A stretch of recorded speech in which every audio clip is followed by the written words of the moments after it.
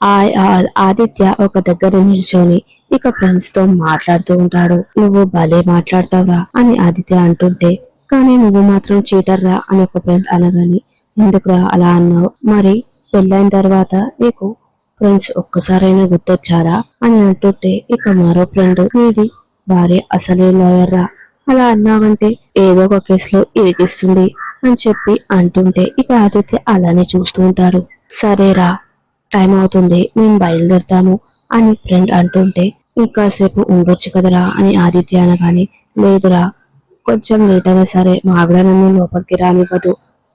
అయితే మీ ఆవిడ గయ్యాలారా అని అంటుంటే, వీళ్ళావిడని చూస్తే మా ఆవిడ గయ్యాలైంది అని ఇంకో ఫ్రెండ్ అనగానే ఇక ముగ్గురు నవ్వుతుంటారు. ఎంత కొట్టుకున్నా తిట్టుకున్నా లైఫ్ ఉంటే లైఫ్ బాగుంటుందిరా. సరేరా, మేము బయలుదేరుతాం బాయ్ అని చెప్పి ఇక ఇద్దరు వెళ్తూ ఉంటారు. సరేరా, మేము వెళ్తున్నామని చెప్పి ఇక ఇద్దరు ఫ్రెండ్స్ బైక్ మీద వెళ్తూ ఉంటారు. ఇక ఆదిత్య అలానే ఆలోచిస్తూ ఉంటాడు. కొంతమందికి వైఫ్ ఉంటే లైఫ్ బాగుంటుంది, కానీ ఇంకొంతమందికి వైఫ్ లేకుంటేనే బాగుంటుంది అని అనుకుంటూ ఉంటాడు. అప్పుడే ఇక ఐస్ క్రీమ్ బండి అటువైపుగా వెళ్తూ ఉంటుంది. ఐస్ క్రీమ్ అని చెప్పి అంటూ వెళ్తూ ఉంటుంది. ఇక తను ఆదిత్యతో, బాబు ఐస్ క్రీమ్ ఇమ్మంటారా, సరే ఇవ్వండి, ఏ ఫ్లేవర్ ఇవ్వమంటారు అని అనగానే, ఏదో ఒకటి ఇవ్వండి, మనసుకు నచ్చిన ఫ్లేవర్ ఒకటి ఉంటుంది కదా, ఒక ఏజ్ వచ్చాక ఆ టేస్ట్ అంటూ ఏముండదు, ఏది నచ్చితే అది ఇవ్వండి అని చెప్పి ఆదిత్య అనగానే, సరే బాబు, మీకు స్ట్రాబెరీ ఫ్లేవర్ ఇస్తాను, తినండి అని చెప్పి ఐస్ క్రీమ్ ఇస్తూ ఉంటుంది. ఇక ఆదిత్య ఐస్ క్రీమ్ ఓపెన్ చేసి తింటూ ఉంటాడు.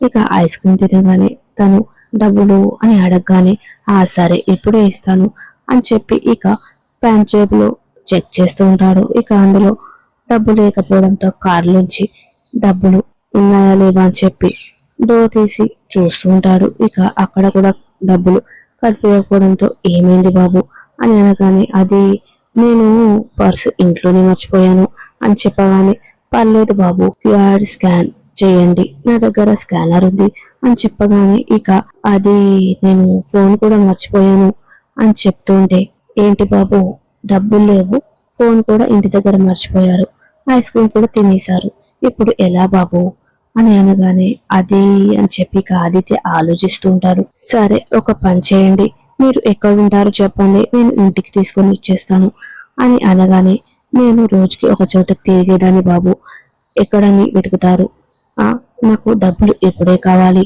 అని అనగానే, ఇప్పుడు డబ్బులు లేవు కదా అని చెప్పి అంటుంటే, లేదు బాబు, నాకు డబ్బులు కావాలి, డబ్బులు లేకపోతే మా ఆయన నన్ను ఊరికే వదిలిపెట్టారు, నాకు డబ్బులు కావాలి, ఇప్పుడు ఇవ్వండి అని చెప్పి అంటుంటే, ఇక ఆదిత్య ఏం చేయాలో తెలియక అలానే ఆలోచిస్తూ ఉంటాడు.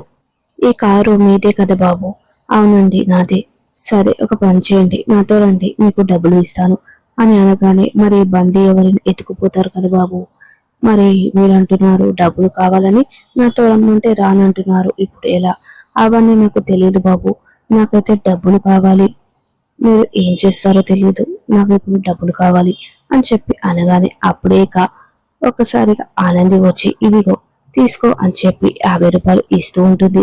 ఇక ఆదిత్య ఎవరా అని చూసేలోపు అక్కడ ఆనంది ఉంటుంది.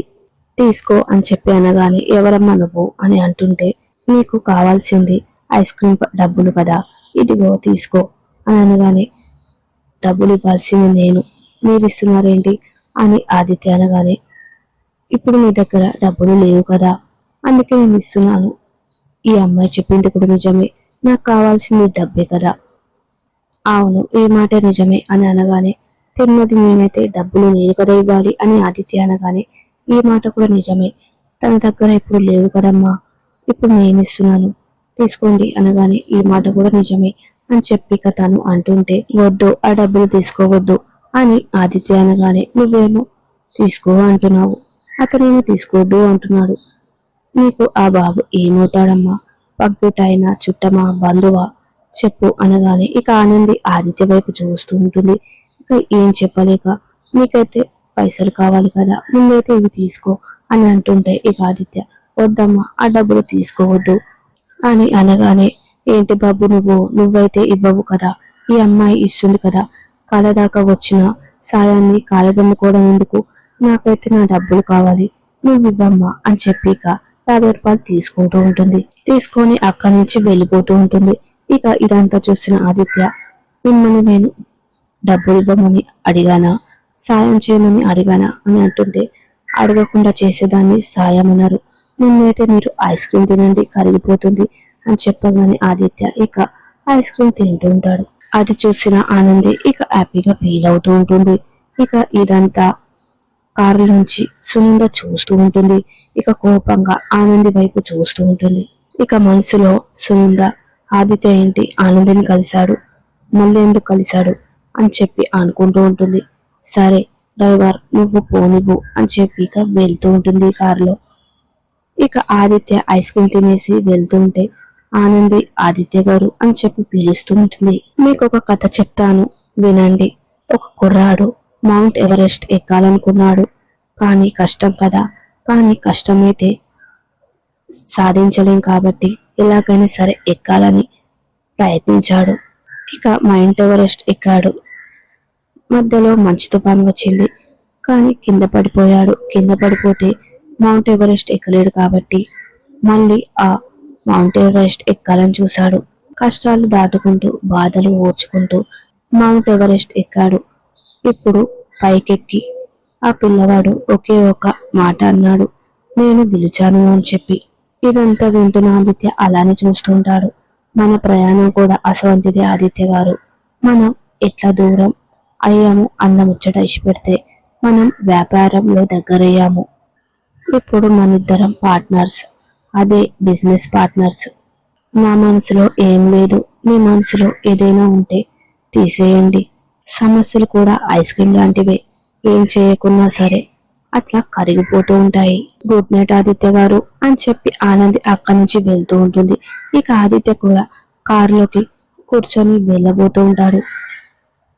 ఇక ఆనంది ఐస్ క్రీమ్ ఆమెను కలిసి, అక్క నువ్వు ఇంకా ఇక్కడే ఉన్నావా అని అనగానే, అవునమ్మా ఇప్పుడు ఇంటికి వెళ్తున్నాను అని చెప్పి తను అంటూ ఉంటుంది. ఇందాక అతను నీకు ఏమవుతాడని డబ్బులు ఇచ్చావు అని తను అనగానే, నీకైతే నీ డబ్బులు వచ్చాయి కదమ్మా అని అంటుంటే, నీకు అతను రుణపడ్డాడు, ఏదో ఒక రూపంలో తను ఆ రుణం తీర్చుకుంటాడమ్మా అనేసరికి ఇక ఆనంది ఆనందపడుతూ చూస్తూ ఉంటుంది.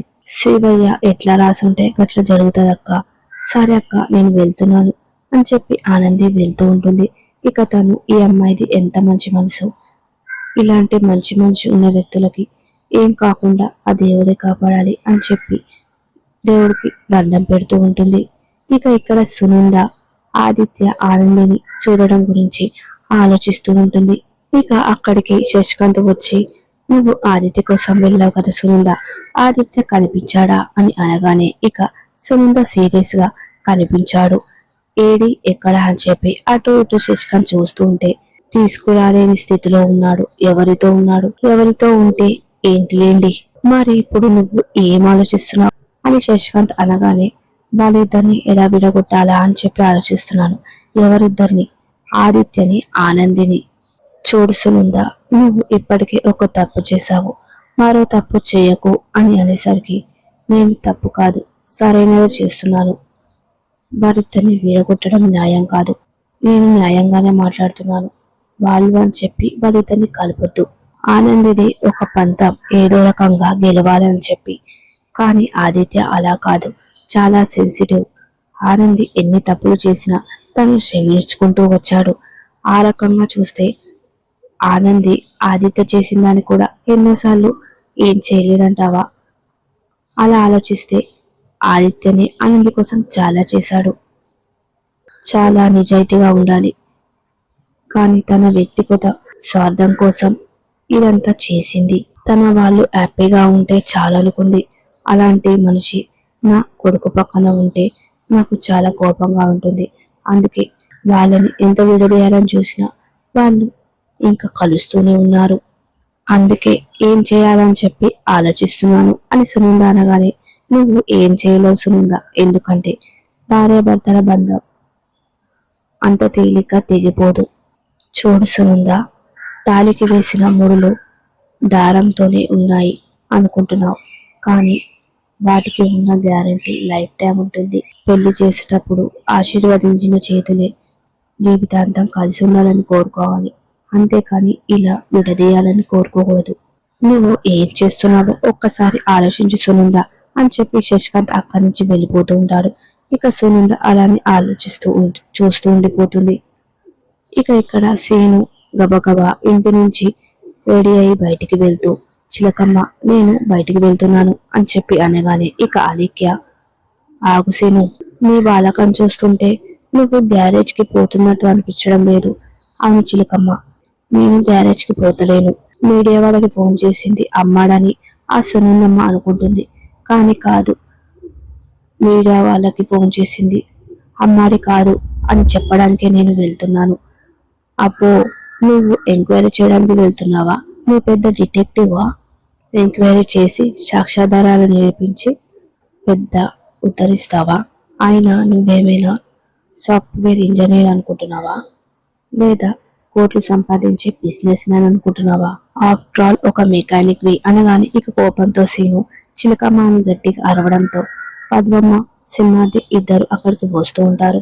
ఇక సింహాద్రి ఏమైందిరా అని చెప్పి అనగానే, ఏంటి అలా అరుస్తున్నావు? నేను చెప్పేది నిజమే కదా, నువ్వు మెకానిక్ వే కదా, ఒక్కరోజు గ్యారేజ్ కి పోకుంటే మనకి తిండి ఉండదు. అలాంటిది నువ్వు ఇలా రోజు ఎంక్వైరీలు అని చెప్పి అవని చెప్పి తిరిగితే నా పరిస్థితి ఏంటి అని అనగానే ఇక సింహాది ఏమైంది అని అనగానే, ఇంకేమవుతుంది, ఈయన గారు గ్యారేజ్ కి పోకుండా ఎంక్వైరీలకు పోతారంట, ఎంక్వైరీలకి.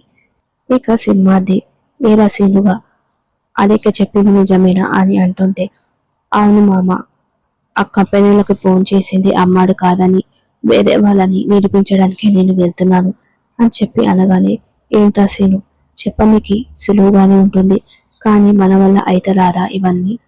అలా చెప్పండి పెద్దనాన్న, నువ్వు ఆగమ్మా, నేను మాట్లాడుతున్నాను కదా. మనకి ఎంత పరపతి ఉన్నా సరే అది మన వల్ల కాదురా అని అంటుంటే, లేదు మామ, అది ఎంతైనా ఉండని, ఎంత కష్టమైన పని అవ్వని, నేను మాత్రం గది ఇసిపెట్టాను అని చెప్పి అనగానే, చూసావా పెద్దనాన్న, ఇది వరుస, కట్టుకున్న పిల్లాన్ని ఉద్ధరించడానికి చేత కాదు కానీ ఎవరినో ఉద్ధరించడానికి బయలుదేరుతున్నాడు అని అనగానే, నేను ఎవరి కోసమో ఇది చేస్తలేను చిలకమ్మ, నా అమ్మాడి కోసం చేస్తున్నాను. ఆ అమ్మాడియే నిన్ను బాగా వాడుకుంటుందిరా అమాయక చక్రవర్తి అని గట్టిగా అలీకెనడంతో, చిలకమ్మ అని చెప్పి సీను అనగానే, అవునురా, ఆ అమ్మాడి వాళ్ళ భర్తకి దగ్గర అవ్వడం కోసం నన్ను నా భర్తకి దూరం చేస్తుంది, మన ఇద్దరిని విడదీయాలని చూస్తుంది అని అంటుంటే, ఏంటి నువ్వు అనేది, అంటే మా బిడ్డని మీ ఇద్దరిని విడదీయాలని చూస్తుంది అంటావా? ఇంకోసారి నా బిడ్డ గురించి ఏమైనా అన్నావంటే నీ పళ్ళు రాలగొడతాను అని పద్మమ్మ అనగానే, రాలగొడదు కానీ కాకపోతే ఇంకేంటి పెద్దమ్మ, ఆనంది పెళ్లి చేసుకొని తను మనశ్శాంతిగా లేదు, మాకు పెళ్లి చేసి మాకు మనశ్శాంతి ఉండనివ్వడం లేదు అని అనగానే ఇక పద్మమ్మ కోపంతో, ఇంకోసారి నా బిడ్డని ఏమైనా అన్నావంటే దొడ్డుకర్ర తీసుకొని నిన్ను ఈపు మీద ఎడాపడా వాయిస్తాను అని కోపంతో అంటూ ఉంటే, ఉన్న మాట వస్తే ఉనికొస్తుంది అంటారు. ఆయన మా ఇద్దరికి పెళ్ళెందుకు చేశారు? మమ్మల్ని ఎందుకు ఇక్కడ ఉండనిచ్చారు? మా జీవితం బాగుండాలని కదా, రోజుకి గ్యారేజ్కి వెళ్ళాలనే కదా. అలా వెళ్ళకపోతే మా తిండి ఎలా గడుస్తుంది అనుకుంటున్నారు? ప్రతిరోజు ఆ అమ్మాడి గురించి ఆలోచిస్తున్నాడు. ఈయన గారు లోక కళ్యాణం కోసం బలాదూరుగా తిరిగితే నేనేమైపోవాలి? ఇంట్లో సరుకులు ఎలా వస్తాయి అని అనగానే, సీనుగా నువ్వు ఎక్కడికి పోవడానికి వెళ్ళలేదు, నువ్వు నేరుగా గ్యారేజ్కి పోరా.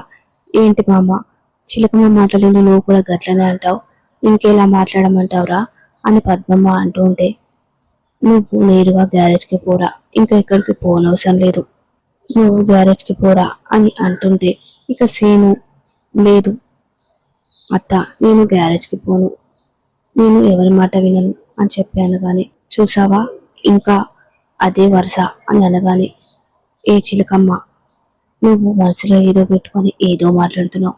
ఆయన అమ్మాడి లేకపోతే నేను లేను. అమ్మాడి ఆ మూడుగల స్వామి ఇచ్చిన దోస్తు. అమ్మాడి వల్ల జీవితాలు నాశనం అవుతున్నాయా ఏంటి? అమ్మాడి వల్ల బాధలు పడుతున్నారా? ఈ బండసీను వాడికి లైఫ్ ఇచ్చింది అమ్మాడియే. ఏం తెలియక అటు ఇటు తిరుగుతుంటే గ్యారేజ్ పెట్టించి నాకొక జీవితాన్ని ఇచ్చింది అమ్మాడి. ఎదుటోళ్ళకి మంచి చేసే మనిషి, చెడు చేయని మనిషి అమ్మాడి. అలాంటి మంచి మనిషి కోసం నేను మంచి చేయకుండా ఎలా ఉంటాను? ఏది ఏమైనా సరే అమ్మాడికి ఆ కుట్రలో సంబంధం లేదని నేను నిరూపించి తీరుతాను. అమ్మాడి కోసం నేను ప్రాణమైన ఇస్తాను. ఈ హనుమంతుడు ఆదిత్య బాబు అమ్మాడిని కలిపి తీరుతాడు. ఇది గుర్తుపెట్టుకో అని సీను అంటుంటే ఇక అలేఖ్య పద్మమ్మ సింహది అలానే చూస్తూ ఉంటారు. నేను వెళ్ళొస్తాను అని చెప్పి ఇక బైక్ తీసుకొని సీను వెళ్తూ ఉంటాడు. ఇక ఇక్కడ ఆదిత్య ఆఫీస్కి రెడీ అవుతూ ఉంటాడు. ఇక సునంద కాఫీ తీసుకొని ఆదిత్య రూమ్కి పోస్తూ ఉంటుంది. కాఫీ తీసుకో ఆదిత్య అని చెప్పి ఇస్తూ ఉంటుంది. ఇక ఆదిత్య థ్యాంక్ యూ అమ్మ అని చెప్పి కాఫీ తాగుతూ ఉంటాడు.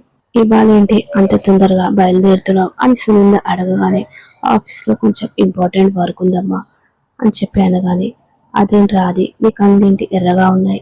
అదేం లేదమ్మా. ఇక ముట్టుకొని చూస్తే ఇక అదేంట్రా నీ ఒళ్ళు కాలిపోతుంది? అది అమ్మ కొంచెం ఫీవర్గా ఉంది అని అనేసరికి అదేంట్రా అంత ఫీవర్ పెట్టుకొని ఆఫీస్కి వెళ్తావా? ఎంత జ్వరం పెట్టుకొని ఆఫీస్కి వెళ్తావేంట్రా? నాకు ఇంపార్టెంట్ వర్క్ ఉందమ్మా వెళ్ళాలి అని అంటుంటే బుద్ధిగా చెప్పినట్టు విని ఇంట్లోనే ఉంటే టెంపరేచర్ తగ్గిపోతుంది. లేదా అర్ధరాత్రి రోడ్లమ్మడి తిరిగి ఐస్ క్రీమ్ తింటేనే టెంపరేచర్ ఒకసారిగా పెరుగుతుంది అని చెప్పగానే ఆదిత్య షాక్ అయి అలానే చూస్తుంటాడు.